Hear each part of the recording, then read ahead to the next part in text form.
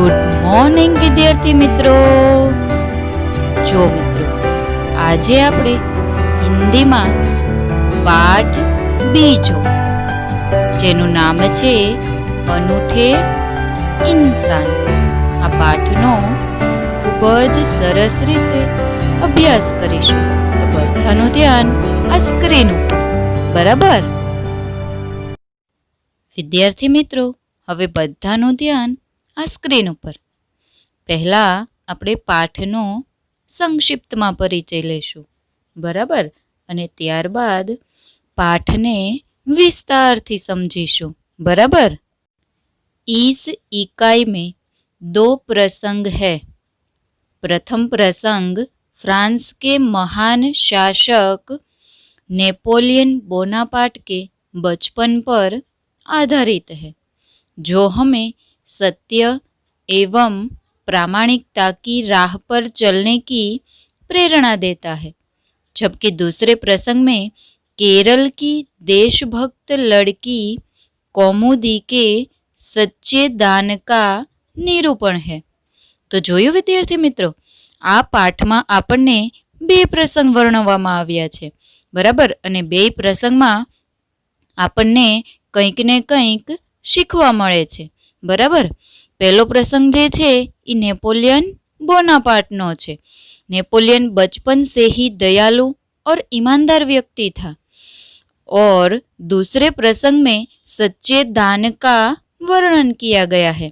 तो आ બંને પ્રસંગ જે છે એ આપણે ખૂબ જ સરસ રીતે સમજીશું, બરાબર। પ્રસંગ પહેલો, જેનું નામ છે ऐसा था नेपोलियन। नेपोलियन जब छोटा लड़का था तभी से वह सत्यवादी था। एक दिन वह अपनी बहन इलाइजा के साथ आँख मिचौनी खेल रहा था। इलाइजा छिपी थी और नेपोलियन उसे ढूंढने के लिए इधर उधर दौड़ रहा था। तो જોયું વિદ્યાર્થી મિત્રો, નેપોલિયન નાનો હતો ત્યારનો પ્રસંગ જે છે એ આપણને કહેવામાં આવ્યો છે, અને એ નાનપણથી જ કેવો હતો એ આપણને આ પાઠના એટલે કે આ પ્રસંગના શરૂઆતમાં જ સમજાવવામાં આવ્યો છે, બરાબર। નેપોલિયન જે છે એ નાનપણથી જ સત્યવાદી હતો। સત્યવાદી એટલે હંમેશા સાચું બોલવાવાળો, બરાબર। અને એક દિવસ એ એની બેન ઇલાઇઝા જે છે એની સાથે રમતો હતો। કઈ ગેમ રમતો હતો? તો કે આંખ મીચોની। આંખ મીચોની એટલે કે સંતા કુકડી રમવું, બરાબર। આપણે પણ સ્કૂલમાં જ્યારે ફંડે હોય છે ત્યારે ઘણી બધી રમતો રમીએ છીએ, બરાબર ને? યાદ આવ્યું ને તમને બધાને? તો એવી જ રીતે આ નેપોલિયન જે છે એ નાનો હતો ત્યારે એની બેન સાથે એ ઘણી બધી રમતો રમતો હતો। તો અહીંયા આપણને એમાંથી એક રમત વિશે વાત કરવામાં આવી છે, બરાબર। અને જ્યારે એ સંતા કુકડી રમતો હતો ત્યારે એની બેન જે ઇલાઇઝા જે છે એ સંતાઈ ગઈ હતી, બરાબર। અને નેપોલિયન જે છે એ એને ચારેય બાજુ દોડીને ગોતતો હતો, બરાબર। આગળ સમજીએ હવે પાઠને। अचानक वह एक लड़की से जा टकराया। लड़की अमृत बेचने के लिए जा रही थी।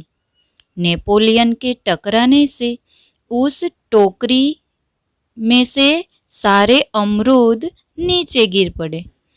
कीचड़ होने के कारण उसके सारे अमरूद खराब हो गए। वह रोती हुई कहने लगी, अब माँ को मैं क्या जवाब दूंगी? જોયું વિદ્યાર્થી મિત્રો, નેપોલિયન જે છે એ એક છોકરી આવે છે સામેથી, એની સાથે ભટકાઈ જાય છે, બરાબર। આપણે પણ જ્યારે રમીએ છીએ ત્યારે આપણું પણ બધું જ ધ્યાન રમતમાં હોય છે, બરાબર। એટલે સામે આવતી વ્યક્તિ પણ આપણને દેખાતી નથી, અને અચાનક આપણે ઘણીવાર એની સાથે ભટકાઈ જઈએ છીએ, બરાબર। તો એવું જ અહીંયા નેપોલિયન સાથે થાય છે। સામે આવતી છોકરી જે છે એ એને દેખાતી નથી અને અચાનક એની સાથે ભટકાઈ જાય છે, બરાબર. અને છોકરી જામફળ વેચવા જતી હતી અને નેપોલિયનના ભટકાવાથી તેની ટોપલી નીચે પડી જાય છે. કાદવ હોવાને કારણે તેના બધા જ જામફળ ખરાબ થઈ જાય છે અને પેલી છોકરી જે છે એ રડવા લાગે છે, બરાબર. અને રડતી રડતી એ કહે છે કે હવે હું મારી માને શું જવાબ આપીશ, બરાબર. કારણ કે એ છોકરી જે છે એ ખૂબ જ ગરીબ છે, બરાબર. અને એ જામફળ વેચવા જાય છે અને એમાંથી જે પૈસા મળે એમાંથી એમનું ઘર ચાલે છે, બરાબર. અને અહીંયા તો એના ફ્રૂટ જે છે એટલે કે એના ફળ જે છે એ જ નીચે પડી જાય છે અને બધા ખરાબ થઈ જાય છે. તો હવે આજના દિવસમાં કાંઈ કમાણી થશે નહીં, બરાબર. અને એની મમ્મી જે છે એને ખૂબ જ ખીજાશે અને એ ડરથી પેલી છોકરી જે છે એ અત્યારે જ રડવા લાગે છે, બરાબર. આગળ સમજીએ હવે પાઠને. इलाइजा कहने लगी, चलो भैया हम यहाँ से ભાગ ચલે. જોયું વિદ્યાર્થી મિત્રો, અમુક બાળકો જે હોય છે એ કોઈ પણ પરિસ્થિતિમાંથી તરત જ ભાગવાનો વિચાર કરે છે, બરાબર. કારણ કે પોતાની ભૂલ હોય તો એ સ્વીકારવા તૈયાર હોતા નથી. અને ઇલાઇઝા જે છે એ એવી જ છોકરી છે, એ ડરી જાય છે, બરાબર. એને એવો ડર છે કે કદાચ આપણા મમ્મી પપ્પા પણ આપણને ખીજાશે, એટલા માટે એ એના ભાઈને કહે છે કે આપણે અહીંયાથી ભાગી જઈએ, બરાબર. પણ નેપોલિયન જે છે એ ના પાડશે, બરાબર. આગળ સમજશું ત્યારે આપણને ખબર પડશે કે કોઈ પણ પરિસ્થિતિમાંથી ભાગવું એ એનો ઈલાજ છે નહીં, બરાબર. આપણે કોઈ પણ ભૂલ કરી હોય તો આપણે એનો स्वीकार કરી લેવો જોઈએ, બરાબર. આગળ સમજીએ હવે પાઠને. नहीं बहन, हमारे कारण ही तो इसकी हानि हुई है. यह कहकर नेपोलियन ने जेब में रखे 3 छोटे सिक्के उस लड़की को देकर कहा, बहन मेरे पास ये 3 ही सिक्के हैं, तुम इन्हें ले लो. જોયું વિદ્યાર્થી મિત્રો, મેં તમને પહેલાં જ કહ્યું હતું કે નેપોલિયન જે છે એ કોઈ પણ પરિસ્થિતિમાંથી ક્યારેય ભાગતો નથી, બરાબર. એ પરિસ્થિતિનો હંમેશા સામનો કરે છે. જ્યારે એની બેન કહે છે કે આપણે આ પરિસ્થિતિમાંથી ભાગી જઈએ ત્યારે એણે શું જવાબ આપ્યો કે ના બહેન, આપણા લીધે તો આ છોકરીનું નુકસાન થયું છે. આમ કહી અને નેપોલિયન જે છે એણે પોતાના ખીચ્ચામાં પડેલા 3 સિક્કા જે હતા, નાના નાના 3 સિક્કા પડેલા હતા, એ કાઢ્યા અને પેલી છોકરીને કહ્યું કે બહેન મારી પાસે આ 3 સિક્કા છે, તું આ લઈ લે, બરાબર. કારણ કે આપણા લીધે કોઈ વ્યક્તિનું નુકસાન થયું હોય તો આપણે એની ભરપાઈ કરવી જરૂરી છે, બરાબર. અને નેપોલિયન કંઈક એવું જ કરે છે. આગળ સમજીએ હવે પાઠને. इन 3 सिक्कों से क्या होगा? मेरी माँ मुझे बहुत मारेगी. लड़की ने कहा, अच्छा तो तुम हमारे साथ घर चलो, हम तुम्हें अपनी माँ से और पैसे दिलवा देंगे. જોયું વિદ્યાર્થી મિત્રો, પેલા નેપોલિયને પોતાના ખીચ્ચામાંથી 3 નાના સિક્કા કાઢીને પેલી છોકરીને આપ્યા. તો પેલી છોકરીએ શું કહ્યું કે આ 3 સિક્કાથી શું થશે? મારી માં મને ખૂબ જ મારશે. ત્યારે નેપોલિયન જે છે એ એને પાછો જવાબ આપે છે કે તો તું મારી સાથે મારા ઘરે ચાલ, હું તને મારી મા પાસેથી વધુ પૈસા અપાવી દઈશ, બરાબર. કારણ કે એ છોકરીના અમૃત ઢોળાઈ ગયા એટલે કે નીચે પડી ગયા અને ખરાબ થઈ ગયા.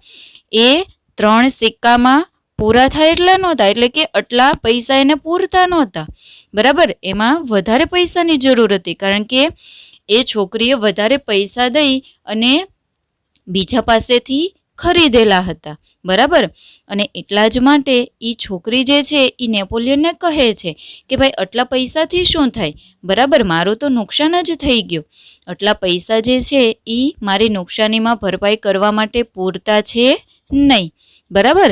ત્યારે નેપોલિયન કહે છે કે ભાઈ તો તું મારા ઘરે ચાલ, હું તને મારી મા પાસેથી વધારે પૈસા અપાવી દઈશ, કારણ કે સામેવાળી વ્યક્તિનું નુકસાન જે છે એટલા પૈસા એને પૂરા આપવા એ આપણી જવાબદારી છે, બરાબર. કારણ કે નુકસાન આપણી ભૂલના કારણે થયેલું છે, તો આપણે સામેવાળા વ્યક્તિને પૂરતા પૈસા આપવા જરૂરી છે, બરાબર. આગળ સમજીએ હવે પાઠને.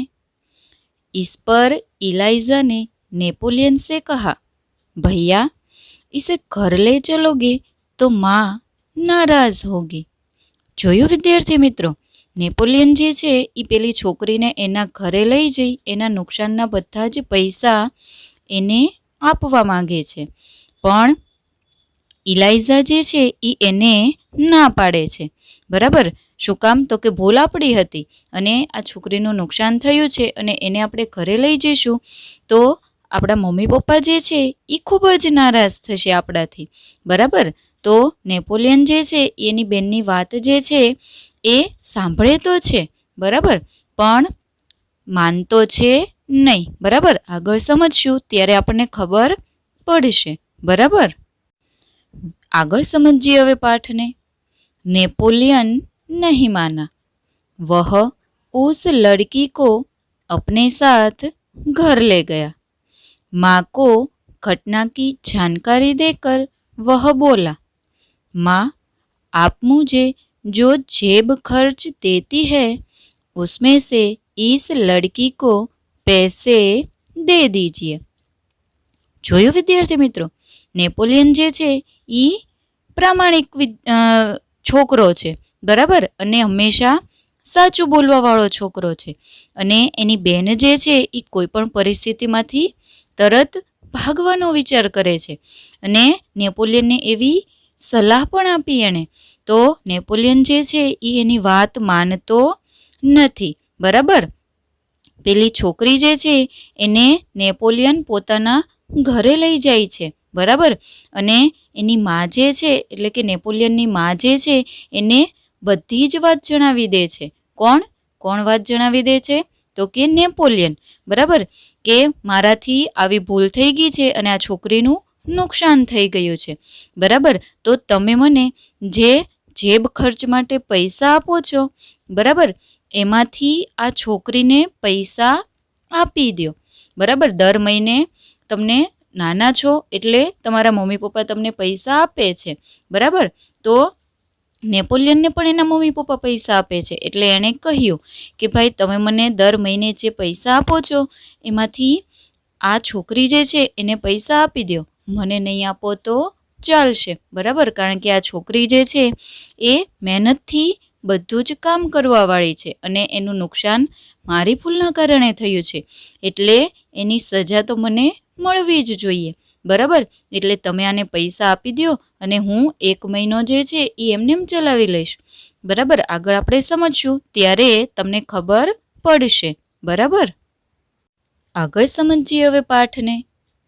ठीक है मैं तुम्हारी सच्चाई से खुश हूँ मगर याद रखना अब तुम्हें 1 महीने तक जेब खर्च के लिए कुछ भी नहीं मिलेगा, माँ ने कहा. જોયું વિદ્યાર્થી મિત્રો, પેલી છોકરીને નેપોલિયન જે છે એ એના ઘરે લઈ જાય છે, બરાબર. અને એની મમ્મી જે છે એને બધી જ સાચી વાત જે છે એ જણાવી દે છે અને નેપોલિયનની મમ્મી જે છે એ એને કહે છે કે ભાઈ તારી વાત સાચી છે અને તારી સચ્ચાઈથી હું ખૂબ જ ખુશ છું, તારી પ્રમાણિકતાથી હું ખૂબ જ ખુશ છું, બરાબર. પણ તું યાદ રાખજે કે હું આ છોકરીને પૈસા દઈ દઈશ તો હવે 1 મહિના સુધી હું તને જેબ ખર્ચ માટે પૈસા આપીશ નહીં, બરાબર. તો નેપોલિયન જે છે એને હવે 1 મહિના સુધી પૈસા નહીં મળે, પણ પેલી છોકરી જે છે એને એની મમ્મી જે છે એ પૈસા આપી દે છે, बराबर। आगळ समझिए હવે પાઠને। ठीक है माँ, नेपोलियन ने हसते हुए कहा। જોયું વિદ્યાર્થી મિત્રો, નેપોલિયન છોકરો જે છે એ કેટલો પ્રામાણિક છે, બરાબર। એની મમ્મી કહે છે એને કે ભાઈ તને હવે 1 મહિના સુધી પૈસા નહીં મળે, બરાબર, કારણ કે આ છોકરીનું નુકસાન તારા કારણે થયું હતું, એટલે તારા ભાગના જે પૈસા છે એ હું આ છોકરીને આપી દઉં છું। અને ત્યારે નેપોલિયન જે છે એ એની મમ્મીને હસતા હસતા જવાબ આપે છે કે ઠીક છે મમ્મી, હું 1 મહિનો ચલાવી લઈશ, बराबर। आगे समझिए હવે पाठ ने। माँ ने उस लड़की को 2 बड़े सिक्के दिए। वह खुशी खुशी घर लौट गई। नेपोलियन को धक्का देने की सजा तो मिली, परंतु सत्य के पथ पर चलने के कारण उसे यह सजा भुगतने में अद्भुत आनंद आया। જોયું વિદ્યાર્થી મિત્રો, નેપોલિયન જે છે એના ભાગના પૈસા એની માએ પેલી છોકરીને આપી દીધા, બરાબર। કેટલા પૈસા આપ્યા હતા?